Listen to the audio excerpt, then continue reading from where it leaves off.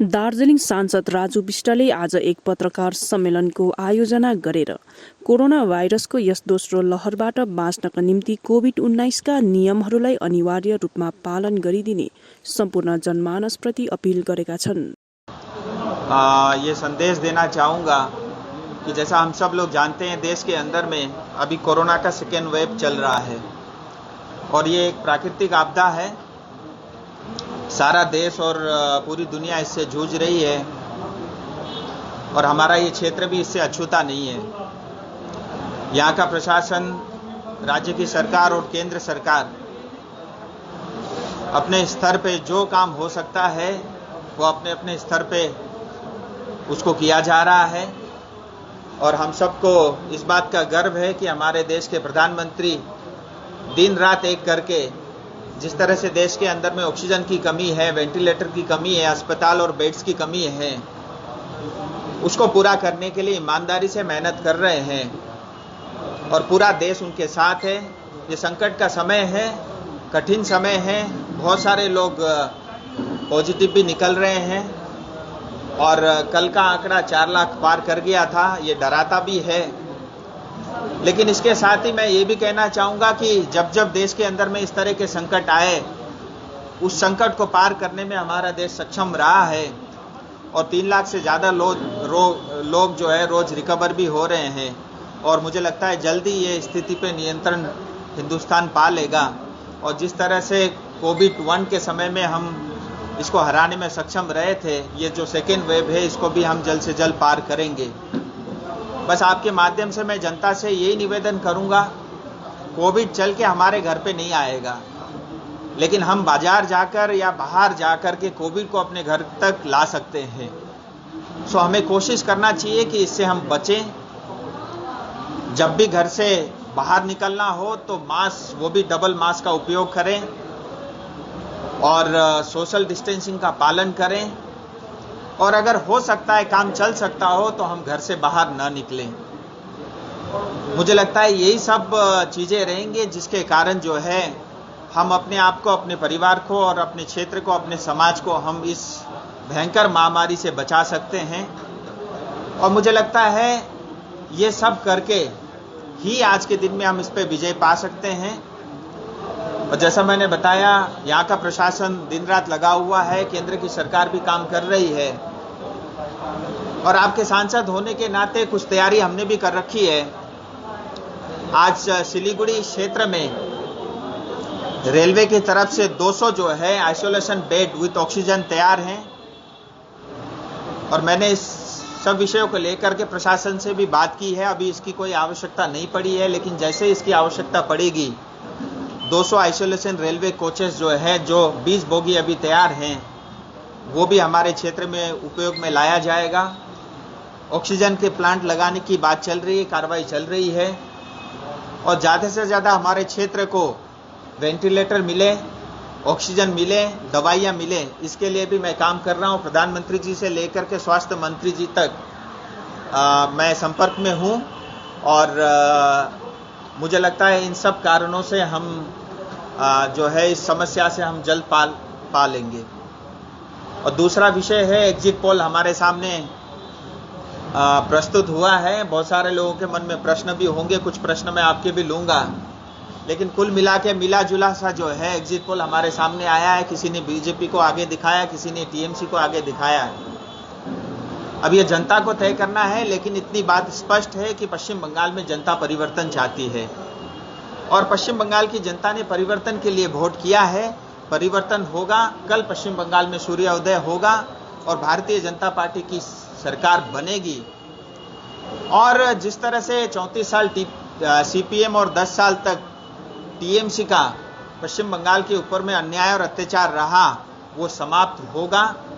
Cut money भ्रष्टाचार अत्याचारी सरकार का आज अंतिम दिन होगा और जैसा मैंने बताया, कल सूर्य उदय होगा और भारतीय जनता पार्टी की सरकार बनेगी। पूरी देश की जनता मोदी जी के नेतृत्व के ऊपर में भरोसा और एक विश्वास करती है और भारतीय जनता पार्टी को आशा की नज़र से देखती है। सो बीजेपी की सरकार बननी तय है। जैसा हमारे गृह मंत्री जी ने बार बार बताया है, 200 से ज़्यादा सीट आएंगी तो उसके आसपास हम लोग जरूर पहुंचेंगे। ये सब बातें मुझे आपके सामने रखनी थी। अगर आपके कुछ प्रश्न होंगे तो मैं जरूर उसका उत्तर दूंगा। कल जैसे ईसीआई ने कहा है कि कोई भी रैलीज वगैरह, कोई भी गैदरिंग कुछ भी नहीं होगा, सोशल डिस्टेंसिंग का ख्याल रखा जाएगा पूरी तरह से।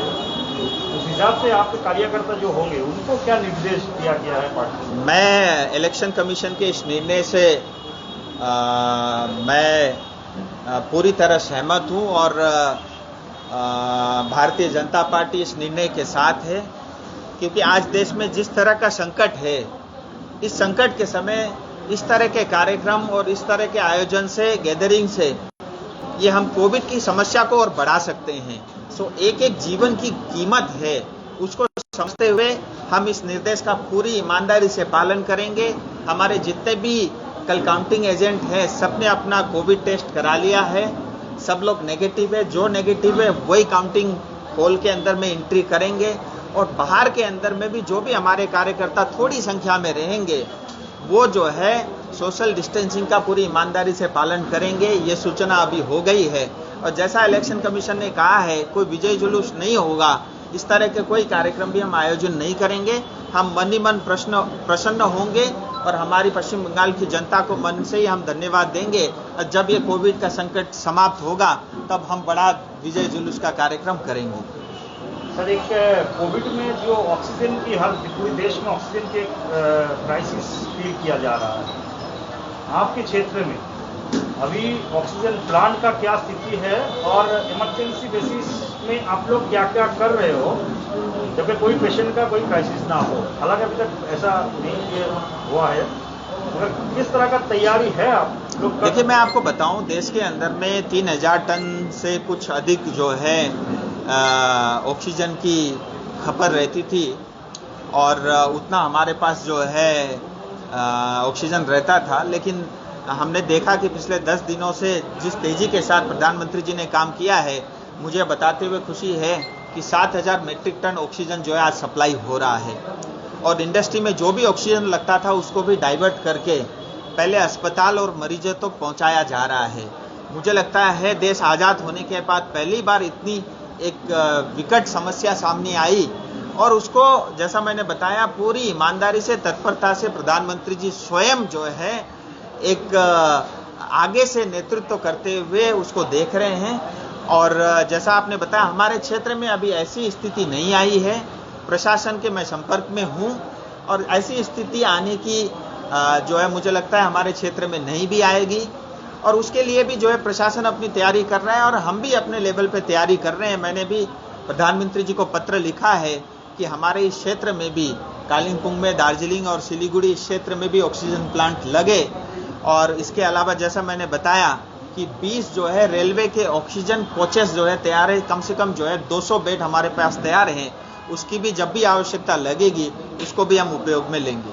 वैक्सीनेशन को लेकर क्या बोलिए? काफी हेल्थ सेंटर में अभी भी वैक्सीनेशन नहीं मिल रहा है, वैक्सीनेशन नहीं हो रहा है, काफी लोग जा रहे हैं, सुबह से गिन कर रहे हैं, लेकिन वैक्सीन नहीं मिल रहा है, तो वापस लौट के आ रहे हैं। देखिए, मतलब ये बात सच है कि आज जैसे 1 तारीख से वैक्सीनेशन 18 की उम्र से बड़ी उम्र को लोगों को लगना था, लेकिन हमको एक सच्चाई ये भी माननी पड़ेगी कि 130 करोड़ से ज़्यादा की आबादी वाला हमारा देश है। आज हिंदुस्तान में 2 जो है हिंदुस्तान के वैक्सीन बन रहे हैं, उनकी एक लिमिटेशन है प्रोडक्शन करने की। लेकिन इसके साथ ही आज जो भी इंपोर्ट करके बाहर से, चाहे रशिया से, चाहे अमेरिका से, चाहे जर्मनी से जो वैक्सीन आ सकते हैं, उसको भी भारत सरकार ने खोल दिया है। 2-4 दिन ऐसी स्थिति रहेगी, लेकिन इसके बाद ये जो है स्थिति बहुत सामान्य होगी, और हिंदुस्तान के हर एक नागरिक को जो 18 साल से ऊपर की आयु के हैं, सबको वैक्सीनेशन मिलेगा, अवश्य मिलेगा। क्योंकि हम सब के लिए प्रधानमंत्री दिन रात एक करके आपकी और हमारी चिंता के लिए लगे हुए हैं। बार बार डॉक्टर से लेकर के, जो वैक्सीन बनाने वाले कंपनी से लेकर के, जितने भी उद्योगपति से लेकर के, जिनके साथ वो बैठ सकते हैं वो डेली लेवल पे बैठ रहे हैं, खुद ही मॉनिटरिंग कर रहे हैं। ये 2-3 दिन का ये संकट है, लेकिन मैं आज भी आपको बताना चाहूँगा, मेरे पास आंकड़े हैं, आज तक पश्चिम बंगाल को जो है करीब 18 लाख जो है वैक्सीन मिल चुके हैं, और इस तरह से सब स्टेट को मिल रहे हैं। 2-4 दिन के अंदर में ये स्थिति जो है बहुत सामान्य होगी। नॉर्थ बेंगल की स्थिति देख के आपको क्या लगता है, बीजेपी नॉर्थ बेंगल से कितनी सीट जीतेगी? देखिए, मैं जो बार बार बोलता हूँ, नॉर्थ बंगाल में बहुत बड़ी संभावना भारतीय जनता पार्टी को दिखती है और 2019 के लोकसभा के चुनाव में भी भारतीय जनता पार्टी ने अच्छा रिजल्ट नॉर्थ बंगाल से लिया था। और क्योंकि नॉर्थ बंगाल की मैं ये बात स्पष्ट रूप से कह सकता हूँ कि जो नॉर्थ बंगाल की जो पोटेंशियल है, जो क्षमता है, उसके हिसाब से नॉर्थ बंगाल आगे नहीं बढ़ा बल्कि पिछड़ा है। और नॉर्थ बंगाल को एम्स अस्पताल मिलना था, वो साउथ बंगाल में शिफ्ट हो गया। यहाँ पे नॉर्थ बंगाल मेडिकल कॉलेज है, उसकी अवस्था हम सब लोग जानते हैं कितनी खस्ता अवस्था में है। सो हमारे पास ना एजुकेशन का अच्छा सिस्टम है, ना हमारे पास हेल्थ का अच्छा सिस्टम है, हमारी सड़कों में ट्रैफिक की समस्या है, पीने की पानी की समस्या है, अच्छे जो है हमारे पास यहाँ जॉब की अपॉर्चुनिटी नहीं है, महिलाओं के ऊपर में उत्पीड़न बड़ा है। और यहाँ पे जो चुनी हुई सरकार रही उसने केवल भ्रष्टाचार किया है। और नॉर्थ बंगाल से जो धन मिला, जो टैक्स मिला, जो रेवेन्यू मिला, चाहे टूरिज्म से हो, चाय से हो, चाहे यहाँ की जो बिजनेस कम्युनिटी जो ट्रेडिंग करके जो पैसा कमा करके टैक्स देती है, इन सब की लूट हुई है। लेकिन पश्चिम बंगाल नॉर्थ बंगाल के ऊपर में जिस तरह से उस टैक्स के बदले में यहाँ की जनता को जो सहूलियत मिलनी चाहिए थी वो नहीं मिली है। सो मैं ऐसा मानता हूँ कि सबसे अधिक स्ट्राइक रेट पूरे पश्चिम बंगाल में नॉर्थ बंगाल से अवश्य मिलेगा। कोरोना के बचाव को लेकर आप लोग का आगे का क्या प्लान है कि कैसे आप लोग इसको अगर ये और ज़्यादा बढ़ते तो उसका क्या कदम लेंगे? देखिए, मुझे कई बार हैरानी होती है कि हमारे इस पश्चिम बंगाल क्षेत्र के मुख्यमंत्री 2-3 वाक्य मुझे उनके सुनने में आया और मुझे बड़ी हैरानी हुई। जैसा कहता है ना, 100 चूहे खा के बिल्ली हज को चली। अभी जब वैक्सीनेशन के बारे में मुख्यमंत्री जी कहती थी कि ये वैक्सीनेशन को केंद्र सरकार कंट्रोल करके क्यों रखी है, स्टेट खुद क्यों नहीं खरीद सकता, प्राइवेट अस्पताल खुद क्यों नहीं खरीद सकते, जिनके पास पैसा है वो खुद स्वयं खरीद करके कॉर्पोरेट हाउसेस अपने कर्मचारी को क्यों नहीं लगा सकते, ये उनका बयान था। और उसके 7 दिन बाद जब मोदी जी ने, भारत सरकार ने, हेल्थ मिनिस्ट्री ने ये मतलब कॉल लिया कि 50% भारत सरकार स्वयं खरीदेगी और फ्री ऑफ कॉस्ट वैक्सीनेशन करेगी और 50% राज्य को, कॉर्पोरेट हाउस को, प्राइवेट अस्पताल जो खरीद के लगाना चाहे उनके लिए खोल दिया। फिर उसके बाद ये कहती हैं कि पूरे जो है मतलब 50% लोगों को ही क्यों दिया। सो इस तरह के जो है बयान आते रहते हैं। और आज मुझे बड़ी हैरानी होती है कि 10 साल आप शासन में रहने के बाद आपने हेल्थ को लेकर के कुछ भी नहीं किया। आप स्वयं जो है हेल्थ मिनिस्टर थी, उसके बावजूद भी आप आइए और नॉर्थ बंगाल मेडिकल कॉलेज की अस्पताल की अवस्था देखिए, आपको शर्म आएगी कि 10 साल तक आप मुख्यमंत्री के साथ साथ हेल्थ मिनिस्टर भी थी। सो मुझे लगता है कि आज एंटी इनकम्बेंसी वो भारतीय जनता पार्टी को लगाना चाह रही है, यानी 10 साल तक रहते हुए आपने कुछ नहीं किया। ये सच्चाई है। इसलिए पश्चिम बंगाल की जनता आज परिवर्तन चाहती है। परिवर्तन होगा। जहां तक आपने कहा है कि देखिए स्थिति जल्दी परिवर्तन होगी, क्योंकि जैसा मैं बता रहा हूं कि प्रधानमंत्री जी और केंद्र सरकार, पूरी टीम और विभिन्न राज्य सरकार और लोकल प्रशासन भी एकजुटता से लगे हुए हैं। और ये समय ऐसा ही है कि भले ही पॉलिटिकल बयानबाजी, देखिए हिंदुस्तान में कभी थमता नहीं है, लेकिन उसके बावजूद भी जनता की सेवा के लिए, जनता की जान को बचाने के लिए मुझे लगता है हम सबको एक होकर के काम करने की आवश्यकता है। आज से जो राज्य में नेशनल लॉकडाउन लगा है उस पर आपका क्या कहना है? देखिए, ये परिस्थिति को देखते हुए जो भी निर्णय लिया गया, हम सबको इसका समर्थन करना चाहिए। और इस तरह के जो है मुझे लगता है अलग अलग स्टेप्स के कारण ही हम इस कोविड महामारी से लड़ सकते हैं। और मुझे लगता है आने वाले समय में इससे और अधिक भी कठोर कदम भी उठाने पड़े, मुझे लगता है जनता के हित में करनी चाहिए। और मुझे लगता है जनता भी इस चीज़ का स्वागत करेगी।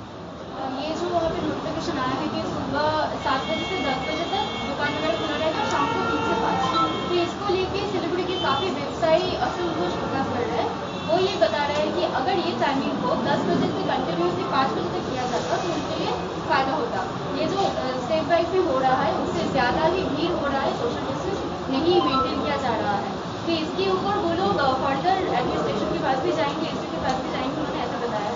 इसके ऊपर आपका क्या कहना है? देखिए, दोनों बातें इसके अंदर में क्या होता है कि मान लीजिए सर्टेन टाइम पीरियड के लिए आप सुबह 2-3 घंटे, शाम को 2-3 घंटे, तो उस समय एकदम पीक आवर हो जाएगा, सब लोग बाजार को निकलेंगे, भीड़ ज़्यादा होने का डर भी रहता है। लेकिन साथ में ये भी है कि प्रशासन ने अगर कोई फैसला लिया है कुछ सोच समझ कर ही लिया होगा, ऐसा मैं मानता हूँ। लेकिन अगर ऐसे कोई हमारे व्यापारी वर्ग का कोई विषय होंगे तो मैं इतना आपको आश्वस्त कराता हूँ, कल के बाद आपकी सुनवाई होगी और उसमें से जो सरल और जो सबके लिए उपयोगी जो भी होगा निर्णय, उसको हम जो है राज्य में लागू करेंगे।